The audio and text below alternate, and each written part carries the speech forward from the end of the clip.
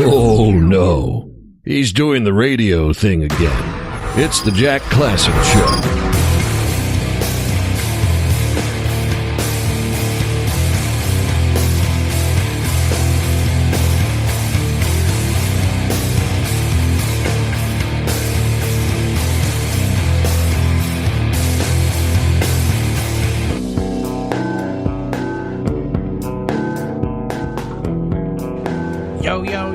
Yo, baby. Check it out. We got it back. We had the Tim Moen on last time, baby. Giving us the libertarian views. The libertarian, he's outreaching to you. Tim Moen was outreaching to you. And I know he did an excellent job at the Libertarian Convention. Major congrats to him. I love him. Tim, I love you. Anyway, I got to jump right into this. Daniel James on the line. Let's see. We're going to try Skype again. We have one more attempt here. Oh, hey. Whoa. Yo. Is it working, my friend? No, you're breaking up. I'm still breaking up. Breaking up? Text me your phone number. God damn. We try to do one thing. We try to have a professional international interview, and this happens. Why is the UK trying to stop me from having a conversation? Is this the UK censoring my radio show? I know they like to send people to jail quite a bit. I mean, it's possible. Weirder things have happened. I think I'm correct on this. This could be George Soros' plan to hinder my show. I want to have an actor from The Phantom Pain. Why can't I have an actor from The Phantom Pain? I love that video game. So it's an American number. Okay, it is. Oh. Okay. So that might be better. Okay, good thing. The number's an American number. I should be able to dial it. I've dialed it, American numbers, 100 times before. Yeah, it should work. Okay, listen, I'm sorry. I shouldn't be yelling. I shouldn't be getting aggressive here. But what do you want? What do you expect? What am I supposed to do? Just go, oh, this is great. Oh, radio. Hello? Hey, can you hear me now? Hello? It doesn't work, does it, eh? It sort of works. Every now and again you break up and I lose connection. But, okay, can you hear me okay? I can hear you just fine. Which is crazy. Listen, I just want to know. I can kind of hear you, but yeah. Listen, okay, let me try something here. Okay, what about that? Is that better? I mean, I can hear you. It's just every now and again you drop out as though your internet connection's bad. And you know what? What's crazy about this is that it should just be perfectly fine. Like now I've lost you. Okay, now you've lost me, right? Okay, I just want to know, were you in Metal Gear Solid?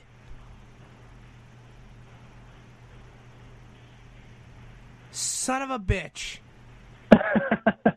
Son of a bitch. Every now and again you just pop in. And all I heard that time was son of a bitch. That's brilliant. That's how I'm feeling right now. Were you Metal Gear Solid? I can't hear what you say. I just heard solid. Metal Gear. Metal Gear. What about Metal Gear? What did you do in it? Metal Gear, what is all I heard. Did you do the music? God damn it! This Did is you the act in greatest it? interview ever. Okay. Metal Gear. Metal Gear. Did you I don't act know. in it? I acted in it. I did actually act in Metal Gear. So there's I'll tell you what, I'll just talk in the assumption that you can hear me. So just throw random words out and I'll talk about them. So anyway, Metal Gear. So, I was a composer on Metal Gear. Actually, that was a dream project of mine. Ever since I was a kid, I wanted to work on Metal Gear. I didn't care how. I used to try and program games. And Did you use RPG Maker? RPG Maker. I've used it before, but that's not what I use Back then, I used to use a programming language called Dark Basic, if you've ever heard of it. I was terrible. But anyway, so I did all that, and then it's actually the guy who wrote the music for my little games taught me how to write music. So I was like, oh, I'm pretty good at this music, lark. So I started writing music for, for all those kinds of things. But anyway, so fast forward all the way to Metal Gear. So I managed to finally, achieve my dream goal of writing the music for Metal Gear. But there's this one scene. There's a scene in Metal Gear Solid 5 where... Yeah? There's a scene in Metal Gear Solid 5 where... There's a scene in Metal Gear Solid 5 where... God damn it. God damn it. A scene in Metal Gear Solid 5. 5 where? Hold on.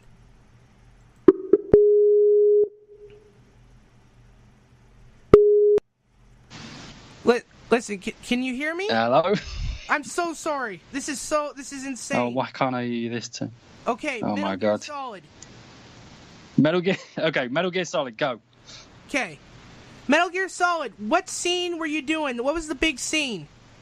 The big scene. I was down in the basement, and there's a part where you have to, spoilers, shoot your own soldiers towards the quite towards the end of the game. Anyway, you go down into the basement, and there's some soldiers, and they're humming the theme tune to Metal Gear Solid, and you can me in the face. That's but awesome. That's the extent of my acting. But like, I was soldier number 3 that you get to exterminate, essentially. But it was a fun thing. I mean, I'm a huge Metal Gear fan, so that was a dream come true for me. Players around the world being able to shoot me. That's awesome. Did you do the music? I did the music. I did the music alongside 2 other people, Justin Bumnet and Ludwig Forsell. And yeah, it was absolutely amazing. Like I was saying, I don't know how much of it you picked up because this internet connection is crazy.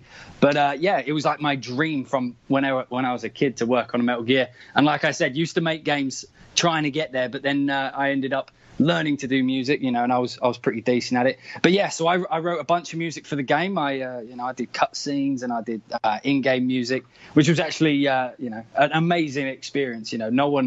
Hardly anybody gets to expects to one day live out their dreams. So for me, it was an absolute blinder. Did you get to meet Hideo Kojima? Oh my God, this is the best interview ever. By the way, I love it. I can't hear a word. Thank you, Hideo Kojima. Kojima. The signature. Did you get a signature? Dude.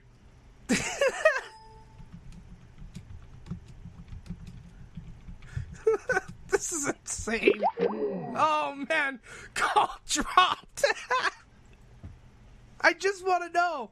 This guy's awesome. I like Daniel James. There. This is good. This is the power of the internet.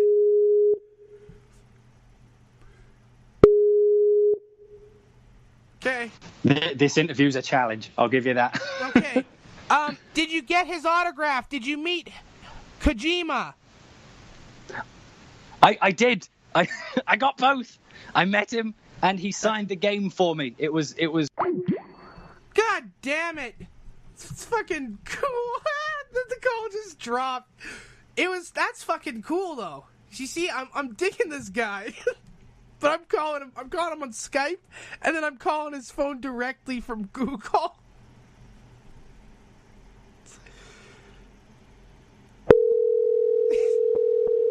This is a professional radio show, by the way. What's the next question? This is a professional radio show, by the way. I don't care. I love this. Keep going. Okay, what's the difference between movie music making and video game making? I couldn't hear the end of that question, but it started with what's the difference between movies, so I assume with games. So with movies, there's usually a lot more people involved at the higher end, and there's a lot more kind of what's called conforming. So the edit of a movie never quite finishes. up until the film's release. So they're always changing it. They're all, so even up to like a week before release, a bit of music you wrote yesterday, now just that bit of the scene doesn't exist anymore. So you have to take music and you have to edit it a lot. So with films, what's usually the good way to do it is to kind of write all your ideas before you write the score. And then, so what you do is then when you get the film, you have all the musical ideas and you're putting them to picture. It's more of that's the technicality of doing movies. But when you do video games, it's adaptive. So you're writing music, whereas in films you write like longer pieces of music. In video games, you tend to write either smaller pieces of music or more dense pieces of music, which you can adapt over time because you never know what a player is going to do at any given moment. So like in Metal Gear Solid 5, for example, we had bits of music where even if you were choking a guard and aiming, like you were using someone as a human shield, that had different music to when a tank was chasing you or when a helicopter was chasing you. And they all had to seamlessly merge between one another because you never know what a player is going to do. So it's interesting, like if you like linear kind of if you like to work in a linear fashion, movies are the way to go because you kind of get a film and then it just kind of changes around, but all the ideas stay the same. But in a video game, you have no idea if this player is going to play the story, if they're going to go off and just do errands, if they're just going to, mess about in the world. So you have to write music that can adapt at any time to any different kind of, anything that they're doing. So it's interesting. It's more, I'd say video games are probably more creative because you have to be in order to account for all the different situations someone can be in, whereas movies are more musical because you know exactly what's going to happen throughout the story. So you can set up musical ideas at the beginning, which pay off at the end. So you can suggest that this guy's a bad guy, even if we don't know he's a bad guy yet. And then when he turns into the bad guy, you can throw the theme up in big, loud, in a big, loud fashion. So that's the main difference. But yeah, in terms of working, it's exactly the same. You sit down, you struggle for hours, you crippling self-doubt, and eventually the deadline forces you to make a decision and you end up writing the best thing you can. But yeah, it's great. So what's it like living in the USA? Oh God, I lost you. What's it like living in the USA? If you have a question, say it for your listeners and type it in the Skype and I'll answer it. I'll just pretend I heard you say it. Do you like the USA? God damn it. Is it even working? Why are there no big musical scores in pornography? And if there was, would you do music for porn? There, that's my question. I gotta try this call again. Oh my God. We're a professional radio show, by the way. I can't stress this enough. No, we're a thing. This is a business. Okay, we're back again. Okay. I don't know where we got to. So, do I like the USA was the question I was answering last time. So far, I love it. It's, America's adopted and welcomed me, as one of its own, which I love. You don't have to. By the way, this is something I always say to people who want to get into the industry. Like with the advent of the internet, it's not as important these days to be in. I'm going to assume it's to be in the U.S., but of course the phone dropped. So we'll restart the browser. By the way, for everyone listening in Tampa Bay and Cherokee County, have you ever heard radio like this? Have you ever listened to a radio program like this? So disjointed. This is insane. There, I've almost forgiven the internet just because of how ridiculous this is.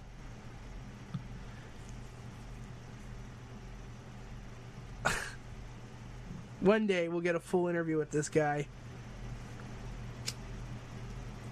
You see? I've relaxed a little bit. I'm still chain smoking. I like this guy. I wish it was possible to have a full interview with him. But I mean, sometimes things are just,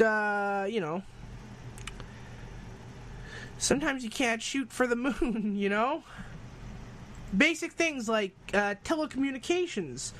Hello, sir. I would like to communicate a long distance. How is that possible? Can you communicate a long distance? Evidently not.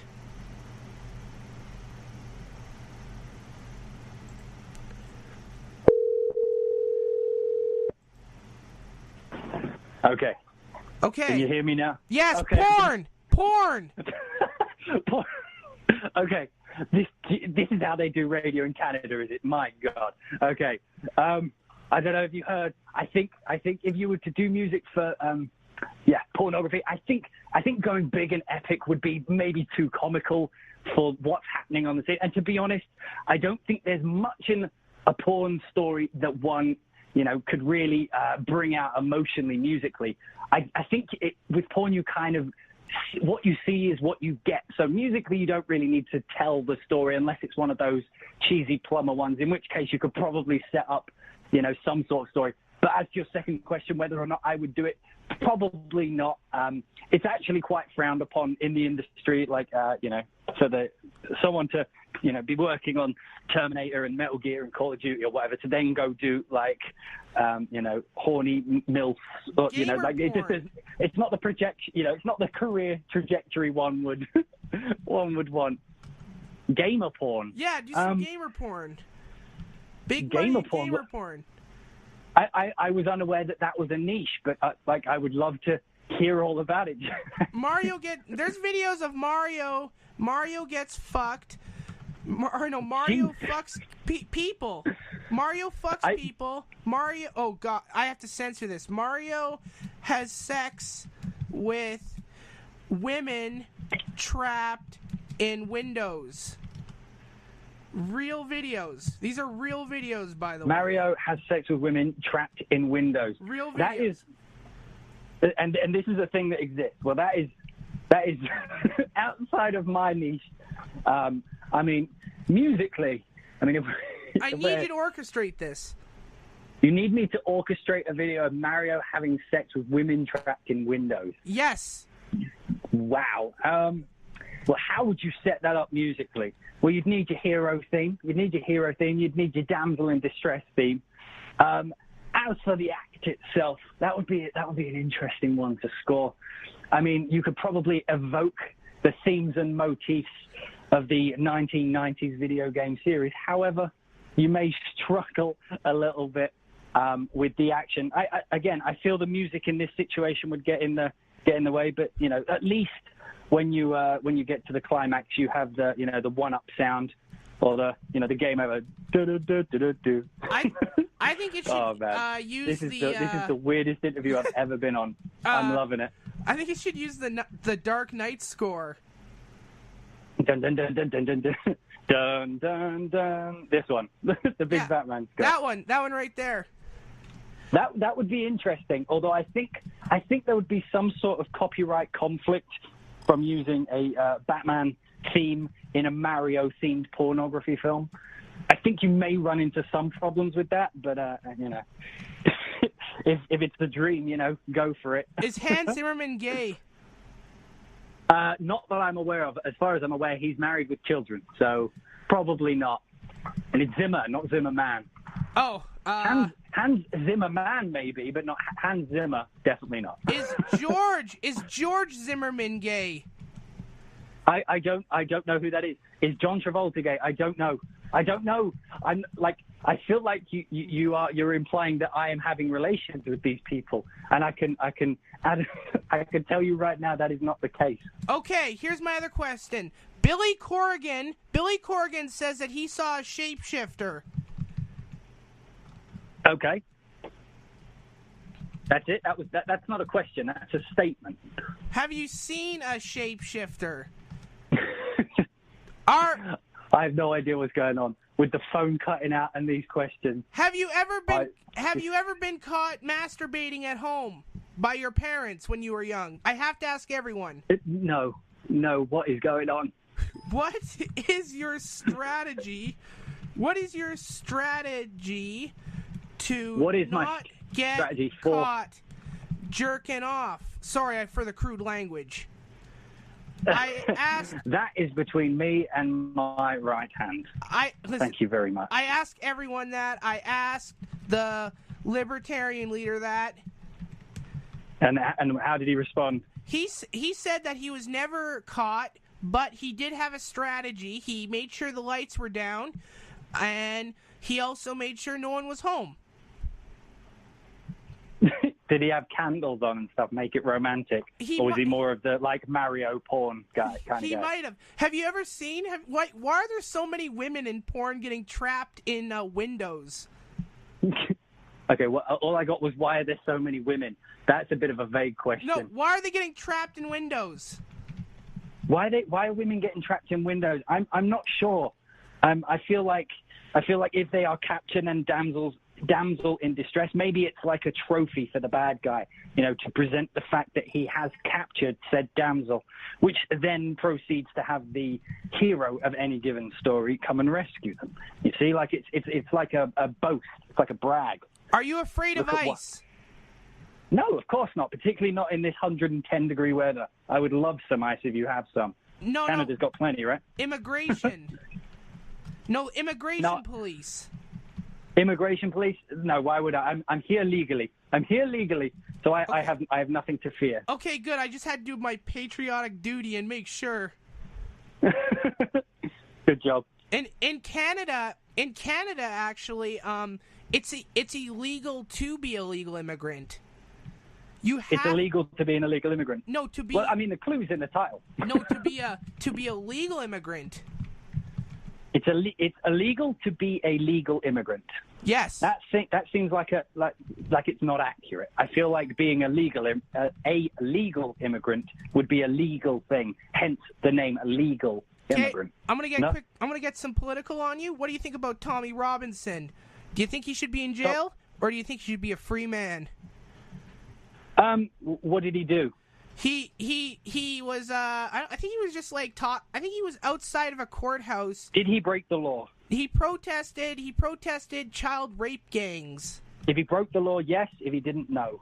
He protested child rape gangs. Who is your biggest influence? I've lost you again. I'll have to type it out. Oh man, who is your biggest influence? Influence! Is it Steven Chotsky? Is it Michael Rimmer? Oh man. I just want to know.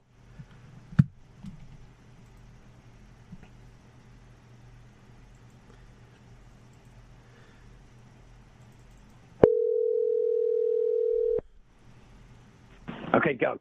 Okay. Who's your biggest influence? Oh, I can't hear you this time, so you're going to have to type out these questions again. Baby. Influence.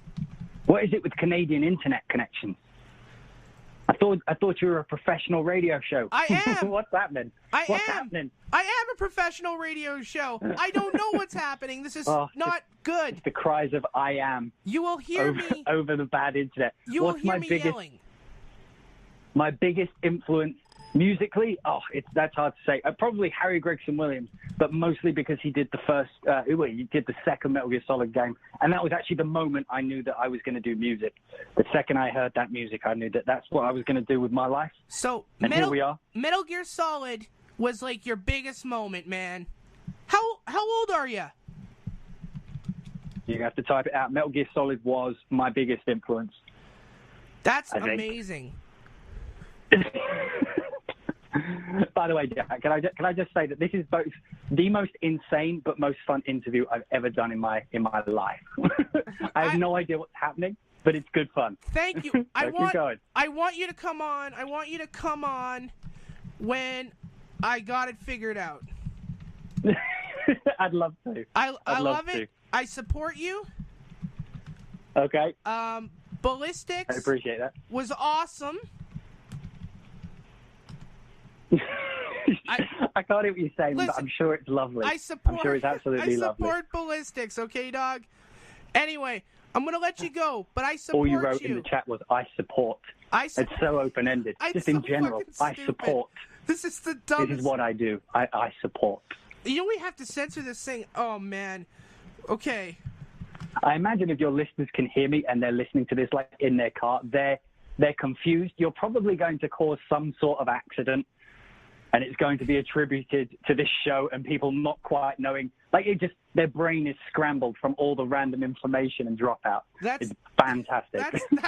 That's a great thank you. That's the greatest thing ever said. I don't know what you said. It's all good. That's a great.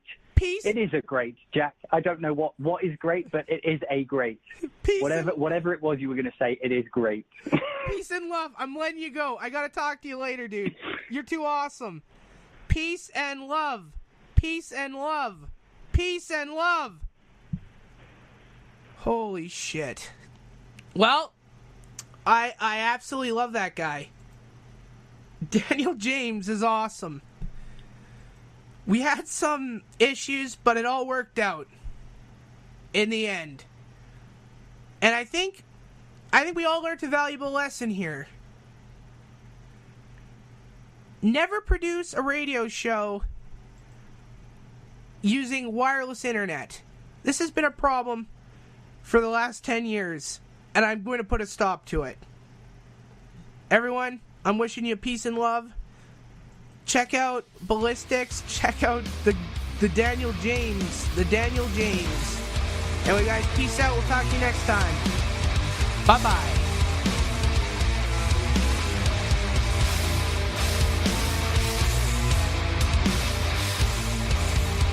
Is it working better? I mean, it's. I can hear you. That's a step up from what we were doing a second ago. It wasn't working at all, eh? Yeah, even now you're kind of breaking up as you're talking. Okay. I don't know. I thought we're just in break right now, but I thought the interview went very well. I really appreciate having you on, and I really would. I'm going to fix this, and I really want you on again really soon. Yeah. You know, I get that these technical issues happen, and it's kind of funny, like the fact it was breaking up. And we were just, like, I wasn't expecting the questions to be like that, but, you know, there's one thing I can do, it's have a bit of banter, so it was good fun for me. It's all good. My producer's freaking out at me, but I'm going to run the interview anyway just because it's, I think it's really hilarious, so, I really... Did we do okay? Yeah, I can't hear what you heard, so... We're live radio, so we did good. We could hear you just fine. So you just heard me talking to myself. Brilliant. Yes, it was a live radio show full of me typing and you responding, but it was very good. And honest to God, I really want to have you on when it's actually working. Yeah, just let me know, and that's absolutely fine. Yeah, like the Metal Gear Solid thing, that's so cool, man. Because just like you, I grew up playing the Metal Gear Solid games, and honest to God, that would be the coolest thing. Yeah. And like if you want to talk more about the actual projects next time, like that would be cool too. But you know, like all the stuff about like porn and Tommy Robinson was fun because it was so random. That's the way we roll, my friend. I'm telling you, the last person we asked was Tim Moen of the Libertarian Party. I asked him. I go, hey buddy, were you ever caught, pleasuring yourself growing up at home? And he answered the question. And I have to ask that question to everyone. I've asked it to Michael Rotondo. Do you know that guy? No. Michael Rotondo was that 30-year-old guy who got evicted from his parents' house. Oh yeah. Yes, I talked to him. So you're on this is like the guests I get. Like I only get guests that I want to get, man. You're on this esteemed list, dude. You're with Michael Rotondo and Tim Moen, baby. It's the weirdest combination of people, but I'll take it. It's awesome. I also like that this is working far better than when it was working when we were talking for 40 minutes. I know, this would have been perfect, but I know. Yeah, oh well. Yeah, you know what I did? You know how I fixed this problem? How was it? I took out. So basically, the way I rule now, ever since I got fired because I made fun of a feminist. That was my mistake, and I take it back. I do apologize to comedian Kathleen McGee. I do apologize to comedian Ari Shafir. I apologize to all comedians, as it makes it very difficult for me to do stand-up now that I'm a pariah. Anyway, I lost everything, so basically the whole studio runs off of Wi-Fi. Right. And all I had to do was basically take my Wi-Fi dongle out and put it back in. Oh, I'm losing you again. Okay, well... Which is it was a perfect time for you to start breaking up then, by the way. Okay, that's... As you're telling me how you fixed it. So, I can hear you now. Yeah, so basically, this was partially my fault. I don't believe it was all my fault, though, because I'm just an idiot. And this is what I get for being on public radio. Hey, mate, it was, like I say, it was good fun. It made no sense, but it was, Listen, at least it was fun. I don't know what you guys got in the UK over there. I don't know, what is it, Russell Brand? Is Russell Brand? What about Russell Brand? Russell Brand. People said, is he really popular over there? Because I don't think he's funny at all. I think he's stupid. To be honest, I haven't seen him on much, but I don't really keep up too much with what's going on in the UK. Since I moved to America. Yeah, but, I mean, who cares? It's actually hard to. Well, who cares? But, yeah. Who cares what's going on in the UK? But I'm just saying in general. Okay, great. Now my producer's messaging me going, he says it was stupid. You say it was good. Ha ha. Don't say that on the air if you are. Oh, I wasn't supposed to say that. Wasn't supposed to say what? I wasn't supposed to say that you said this interview was stupid and I said it was good. No. I said it was dumb, but that in the good way. It was it made dumb. No sense. It was ridiculous. By the way, I will be, I don't know, if it's all cool with you, I'll probably add this in because I'm pretty sure I've ran out of time on the radio station, so I gotta put this bonus interview on the website, baby. Go for it. Yeah, dude, just so you know, I don't want to break any law. I don't want you to be like, hey, dude, you were being an NSA boy spying on me using a private stingray service. Do you imagine if I had that technology, our interview would have been so much better. It would have been more interesting. I could have stingrayed you real good. I could have taken control of your phone, friggin' hacked your smart car. That's Please the future, don't. baby. That's the future. Please. Is Watch Dogs 2. The future's Watch Dogs 2, baby. Just pull out the phone and push hack. Yeah. Well, that's very... Mm-hmm. I found the hacking in Watch Dogs to be very realistic. What, just pushing a button on, a go on the app and then everything happens? I've hacked so many houses, man. You don't even know, man. But what? I've hacked so many houses, dude. You get why would you do this? You get a Doom WAD file. You make a Doom WAD file, a map of your school, and then you put it in a folder called basement tapes, and then you just send it out to every phone, man, and that's how you can hack a house. I got people. I can turn people's smart hair dryers on, people's smartphones on. Basically anything smart I can control, dude. And I learned it all from Watch Dogs 2. Well, I didn't expect it to be an educational game, but at least I suppose you got some use out of it at least. I'm surprised the smart man like you didn't pick up on the extreme hacking skills of Watch Dogs 2. Well, by the way, not enough hacking in Metal Gear Solid. Was there ever really hacking in Metal Gear though? I mean, other than going to terminals and logging in. I don't think there was ever it was never really a focus of the game, was it? That's why every game has to have hacking mini games. It's the core of any good game is a hacking mini game. I mean, in Metal Gear 5, all you had was lockpicking, but then it was set in the past, so they didn't really have computers. You know what I mean? Yeah, it wouldn't have made much sense to hack a horse. I'm gonna be straight up honest with you, man. I love the whole series, but there's just one thing. I never understood why they couldn't get the controls right. I don't know if I agree with you on that. I enjoyed the controls for Metal Gear Solid 5. Yeah. Not for 5. Sorry, I shouldn't have said 5. 5 was fine. I'm talking more like Snake Eater. I really love Snake Eater, but it controls like garbage. Did you have any part in that? No. I just do the music, so the game is what it is, and I contribute to it. Huh? You did the music in Snake Eater? No, I came in on Metal Gear Solid 5. Oh. So all I've done is written music. But yeah, the controls are interesting. I mean, Metal Gear Solid 3 was I mean, if you know about the history of Metal Gear Solid 3, like, it was fixed camera, but the game needed like the third person camera because, you know, you would have enemies off screen that you couldn't see that you would get captured by, and that annoyed people. So then they did the like the subsistence version, you know, the extra version later on, and they actually added a 3D camera that you could move with the right analog stick. I think if I'm right, that's the first time you could do that in a Metal Gear game as well, and that version of it is much more enjoyable to play. And then obviously Metal Gear Solid 4, you know, you had it's very similar to Metal Gear Solid 5, you know, that over the shoulder kind of view. Dude, well, I think I prefer the layer control. A video game journalist? Yeah, no, dude, I just like Metal Gear. Dude, that's such a high-paying gig. I'd love to work for Kotaku.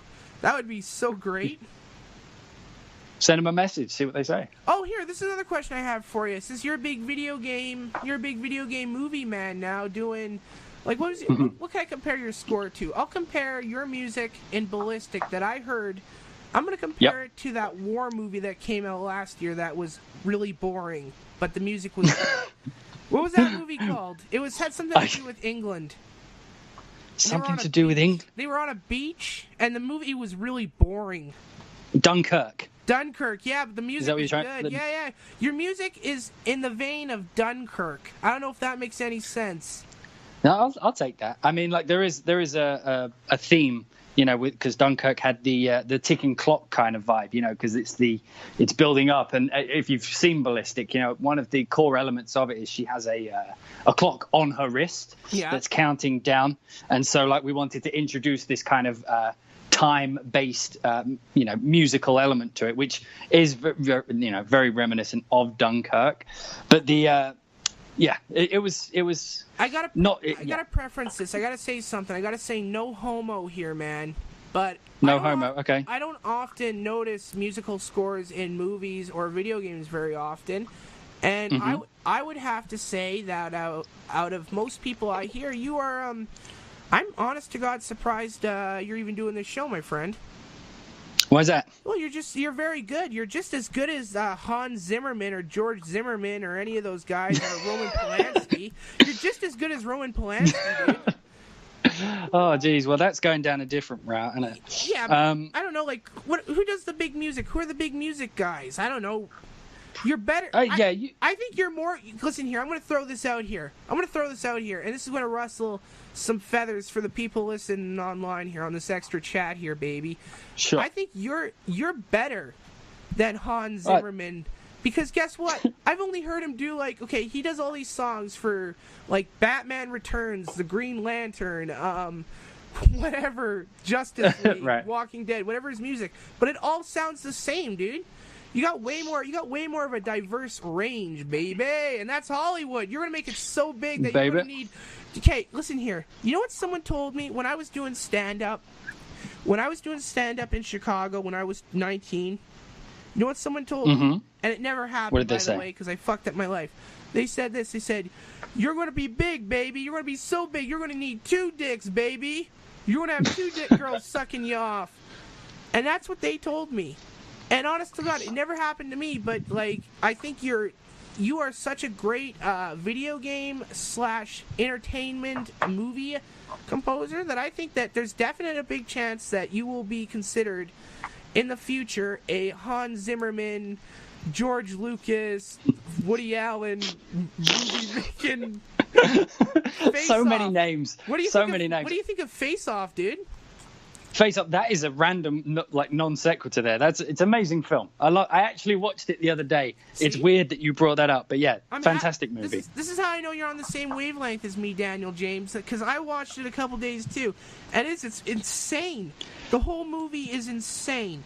And it's literally insane. I love it. That's why I like it. It makes no sense. It makes no sense. So this will make you feel happy then. So I was we're based in Kelowna, British Columbia here. No big secret here. I'm sorry, Tampa Bay. I'm sorry, Cherokee County. I know I broadcast in the United States, but I'm a filthy illegal baby. I'm broadcasting into your airwaves, but I don't belong. Anyway, Nicolas Cage is filming some movie here, right?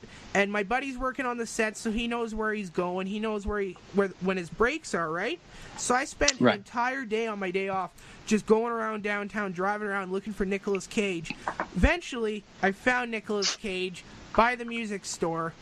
I drove into the parking lot. I drove right next to them, rolled down my window, and I did the motion. I put my finger around my face, and I said, Castor Troy, and I said, I want your face off.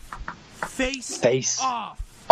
Yeah, I know exactly the motion you're doing. And then I drove right away. I just drove off. I didn't say nothing. I didn't look at him. I've been obsessed. If you listen to the radio show, if you ever have a listen, I've been obsessed with Face Off the last 2 months. It's so crazy, and no movies will ever compare to it. I don't think they can even make a movie like Face Off anymore.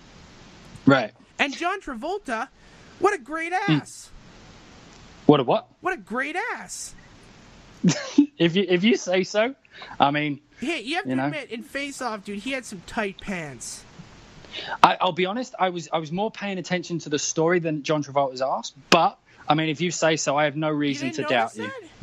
I didn't personally notice, but I'll take your word for it. Why am I the only one who notices John Travolta's ass? He just had tight pants on. I mean, maybe they're questions you should ask yourself. No homo, baby. It was just his pants were so damn tight. And it was just so goddamn gay. It was just like, whoa, buddy. By the way, since you're big, and it's nothing wrong with that. It's just weird that it's like, I don't know. You know what I mean? It's just weird. Anyway, speaking of John Travolta and his ass, Scientology, ever been contacted? No. Really? Yeah, really. You never? Have you? I desperately, this was a kind of a weird thing, I desperately wanted to infiltrate Scientology, so I planned this whole big thing out for a year, and I had some money set aside. I was going to do the whole big thing. I wanted to join their Sea Org, because I wanted to expose the Sea Org, baby! And the moment I walked into the building to try to join, they immediately escorted me out. I'm not lying. They escorted me out. Oh, hang on. I think I lost you again. Are you there? There you go. Yep, you're back. Here? You're back. Okay, so they escorted me out, and they never let me back into the Scientology building. They never let you back? Yeah, there's video of it. I'll send you. It's me, and then I just start going, why'd you kill my uncle? Why'd you kill my uncle? Because they did. In 1982, he escaped the Sea Org, and he died in a motorcycle accident 3 days later, even though he never rode a motorcycle. Well, that's quite the turn of events. Yeah. Hey, so Daniel, you're a big music man, right? Uh-huh. So I'm having a debate with my friend. He wants to be a big DJ, and he's like, no, dude, I can't release my stuff yet. It's not good enough. I'm thinking he should release everything he does on the internet until something catches on, because there's so many assholes out there doing DJ work. Right. Right? Do you agree with me? Or do you think he should wait till he has his ultimate creation, even though no one knows who he is? I don't know. I always think that putting music out when you finished it is a good representation of where you are musically in your career, in your life. Yeah. And so, even if it's not perfect now, if you put it out now, 10 years down the line, you'll be glad that you did, because you can see the progression of your work. So it's a good feeling, it's a good like marker on the map to see where you started, and where you've improved. If no one knows who you are and you just want to be noticed, shouldn't you just throw everything out there and just label it as like a demo or like a trying thing?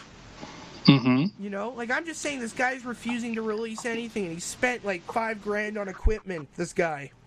And he's going, I'm going to be the #1 DJ, but he ain't doing nothing. And I love the guy, and I want him to do well. So should he just release everything he's doing? Well, release anything that's finished, I'd say. Yeah, I mean, music's music. There's no there's no right way to do music. It's only good or bad if you're comparing it to something else. So long as he's being creative and inventive, absolutely put it out, because you never know.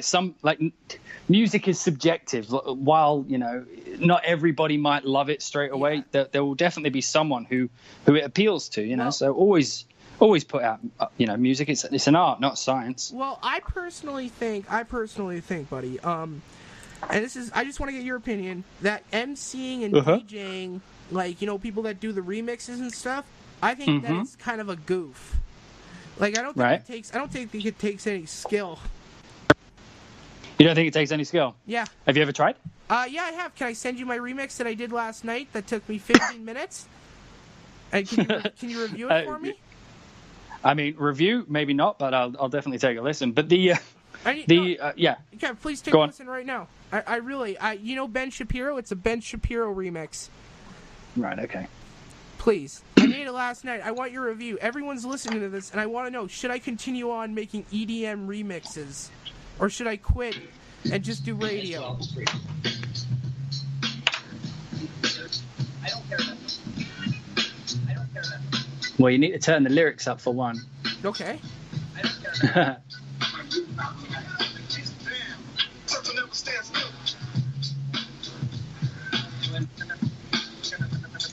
I think I do a mad drop at 1. Okay, let me listen. Okay. All right, we're at 1 minute.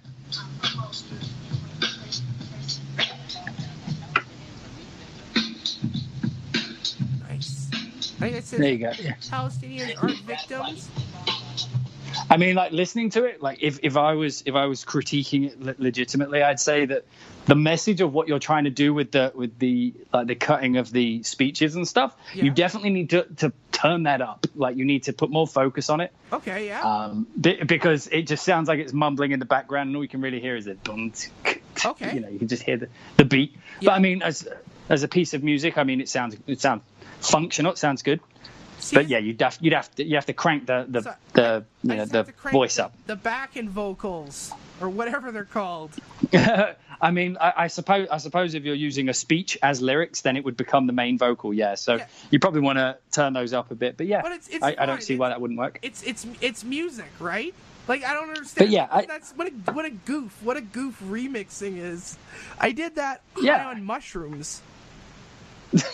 Well, that's one way to get the creative juices flowing, I suppose. Never personally done that myself, but really? You'll have to tell me your experiences of it. You haven't done have you done edibles?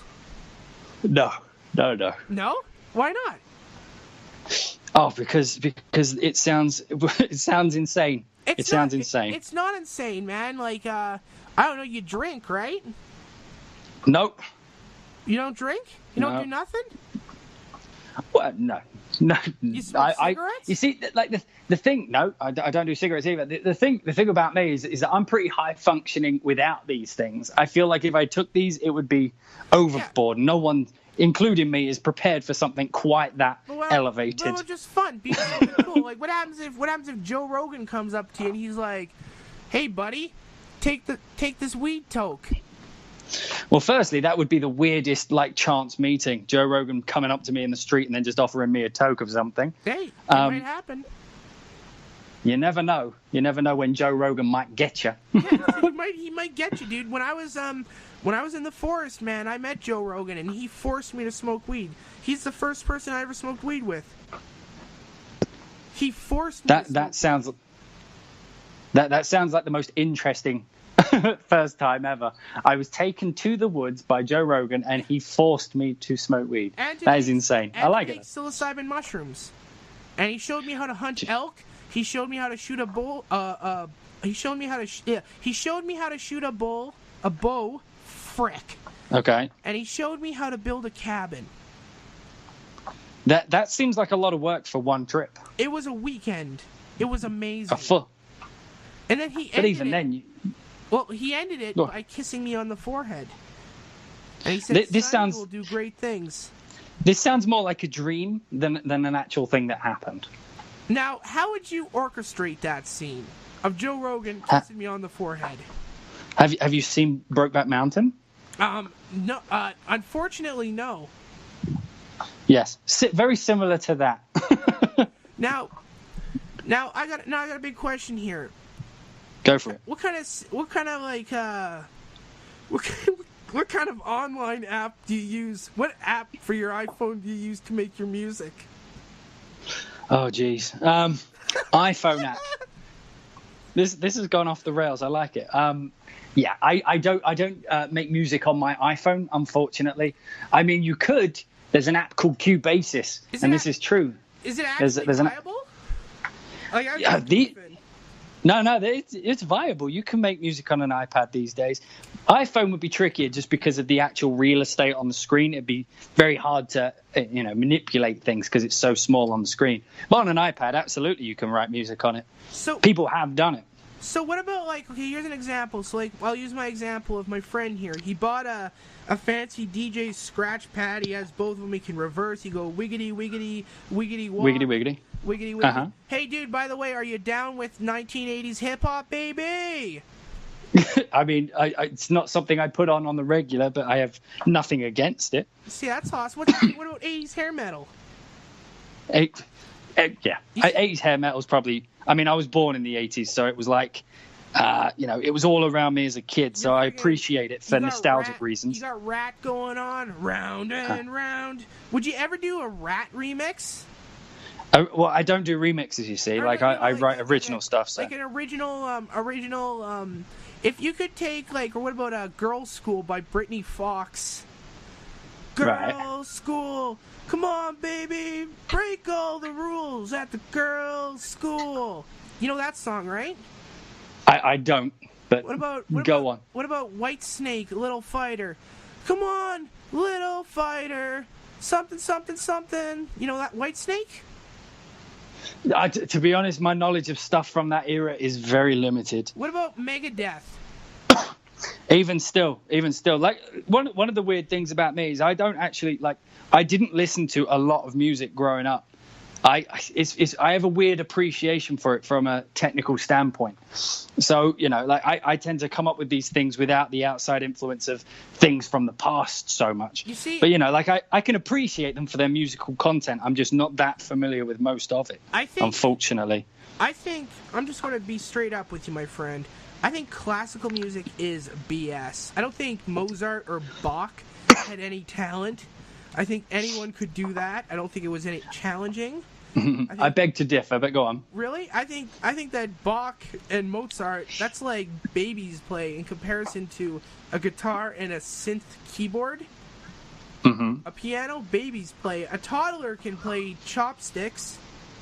Right. A recorder makes more sounds than a piano. Yeah, I don't know if I agree with that, man. I don't know if I agree with that. Would you ever do a movie score with a recorder? Could I do what with a recorder? Would you ever do a movie so let's say you're doing Terminator Genesis, and they're asking you to do the music for it, and you're like, you know what, my friend, I'm gonna do everything with recorders. Well, that wouldn't be the first instrument I went for. That's for damn sure. I mean, it's a great tone, but you wouldn't go there. I mean, you could use it for sound design, absolutely, but Has anyone ever used I don't even know what sound does a recorder make. It's just like I don't know. That seemed pretty accurate. I need another. How did the recorder sound to you again? That's half the soundtrack right there. It's like a weak whistle. It's like woo. Woo. Now. Oh man, you see, I just think you do such a great job. What is your favorite instrument to use when you are creating a piece of music for a program? What is your favorite piece of musical equipment to use? Well, actually, probably the computer. I know that's a bit of a cop-out, but they have this thing on computers called sampling. Do you know anything about that? About what is it called? Sampling. Oh, yes, sampling? Yeah, so basically what someone's done is recorded every note of an instrument and then made it, put it into the computer so I can play it back with a MIDI keyboard, a keyboard that just sends information to the computer. Okay. And so I have access to any orchestral instrument you can think of in my computer, and I can write. That's actually how I write music, and it's how most music's actually written these days. Now, so like I have access to everything. So the computer is definitely my go-to because it's everything, you know. Do you feel like there's a difference between when someone uses an actual orchestra or uses the sampling kit? Oh, absolutely, there is. I mean, like the thing is when you have real people. When you write music, there's like it's just notes on a page, and it's exactly the same when you put the information into the computer. Yeah. But when you give it to a live person, they interpret it as music. They have feeling to it, you know. So like if you've written it, play this sadly, they will play it with you can feel the way they're playing it is very kind of longing, and it's just generally they bring humanity to music. Whereas when you do it in a computer, you can kind of fake it, and it does get better every day with the technology. But there's something still to be said about the way someone interprets what sad means. And when you have like 100 players or something, then you have 100 people's interpretation of sad, and it comes across as human, which is a lot of the time what you want in film scores, because the reason film score is there in the first place is to portray emotion, emotion that you can't say with words or with images. That's why music's in film in the first place. Okay, so now listen, me and my friends are working on this movie, and we have this scene where there is this drug addicted lady. She is in a back alley, and she just miscarried. And we decided to use only kazoos. Right. Good idea or bad idea? If you're just recording the kazoo straight up, it would be a terrible idea, just because the tonality of it would be completely wrong. If you sound designed it, you could get away with it. Like if you turned it into maybe a drone or a threatening thing, something that had a bit of longing, a bit of despair to the actual tone, you could get away with it. No. And the thing with a kazoo is you can do any note. So you could do it, but you'd have to be very clever about the way. If you just straight up did kazoos, there would be too much of a juxtaposition between the action on the screen and the music that you hear. No, it's just a straight on kazoo blow, dude. I mean, yeah, I don't even know what sound does kazoos make. They're the ones you put it in your mouth and you just go. Zzz. Do you play a kazoo sound on your computer? I don't have one at hand. No. Go on YouTube. Just search up kazoo sound. No, I know what a kazoo sounds like. What is it? I don't know what it sounds like. You do. You do. And I'm afraid. Are you sure? Am I sure what? That's right. I do. I think it's great.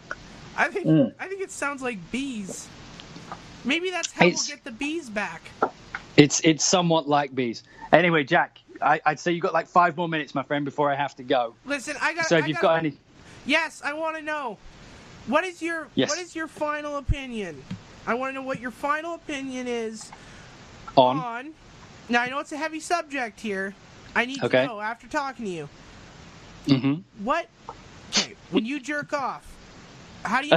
I don't know why I knew it was going to go this way, but go on. Listen, I jerk off, when you jerk off, how do you make sure you don't get caught? Come on, we all have strategies. Hang on, man. Hang on, you're gonna have to. Okay, start again. Say it again. You broke up. Listen here, buddy. I'm listening. It's serious. Get serious. Here we go. Have you ever been caught masturbating? And if you have, if you have or if you have not been caught, how do you prevent from getting caught? How do you prevent? Well, you see, that's the thing. Like, getting caught is a it's a state of mind. You see, if someone catches you jerking off, and you instantly try and hide the fact, then you did something wrong. However, if you just embrace it, if someone catches you and you look them in the eye, you're not the one in the wrong now. Now they're the one watching you do it. So then it's on them. You've been caught jerking off. I think at some point everybody has. Yeah, sure. When was it? Who caught you? Who hasn't caught me? I mean, doing it out in public, probably no. I don't know. Are you the Coney 2012 guy? The what? Are you the Coney 2012 guy? No. That's going back a few years. We still talk about that? Well, that's still a thing? Didn't he get caught jerking off in San Diego? But I don't know. But it sounds like he probably did something wrong if he did. Pretty sure. How about you? What's your story, Jack? I was never caught jerking off. I was always skillful. You're skillful? Yeah. Oh, that's a shame. Yeah. I lived in an attic, baby. I could hear everything. No one was sneaking up the stairs, dude. I took it as a compliment that people wanted my attention. No. You know what I mean? I gladly stopped jerking off to spend time with people. Well, jerking off in front of the priest does not count as jerking off in public. Anyway, Daniel James, it was fun talking to you. I hope to have you on again. Please do. Can you do any original music for me so I can have a cool intro? I tell you what, we'll talk about it. Come on, yeah, man. I'm like, a poor boy. I don't see why not. I'm like dirt poor here. It's just like, come on, dog. I'll see what I can do, mate. Yeah. Thanks for having me on, though. It was the most surreal interview of my life, but fun nonetheless. I enjoy a good bit of bants. We're gonna keep watch on you, baby. If you do something big, we're gonna come get you. We'll come hassle you on the phone. If I do something big, you'll be on the phone to talk about me jerking off. Yeah, dude. I'm in. It sounds I'll be fun. Right there. Okay, you fucking kicked that John Zimmerman's ass, dude. Seriously. Okay, he makes the same music every time. John Zimmerman doesn't know what's going to hit him. Yeah, dude. Well, it's a good thing that the guy's 95, so he's only going to be around for 3 more years. 95-year-old John Zimmerman. Yeah. Yep. I'm ready for it. I stand my ground with George Zimmerman. Fair enough. I prefer John Zimmerman. He's more unique. No, dude, he's good for his age. Walking Dead sucks. Okay, enough of this. Anyway, guys, yo, it's been fun. Extended interview. Celebrity. Big Mans. See you later. Yo.